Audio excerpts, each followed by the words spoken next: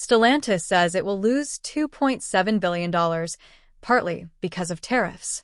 Jeeps may be all-terrain vehicles, but the company that makes them is struggling in the current market landscape.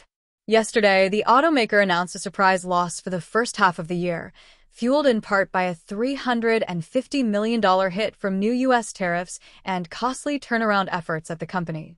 A 25% tariff on imported cars and auto parts took effect on April 2nd, and the company said its shipments to North America declined by 25% in the second quarter compared to the same period last year.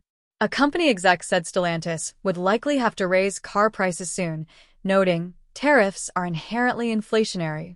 It was the car company's first earnings report released under its new CEO, who took over last month.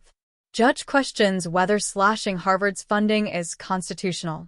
Lawyers for Harvard University and the Trump administration argued in a federal court yesterday in the school's lawsuit challenging the government's decision to strip more than $2 billion in funding from the school over what it claims was an inadequate response to anti-Semitism on campus.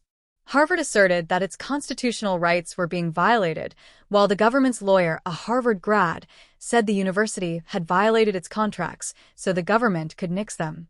But the judge expressed skepticism, saying, "It seems to be your idea that you can terminate a contract even if the basis for termination is a constitutional violation." Cosby's show star Malcolm Jamal Warner dies at age 54.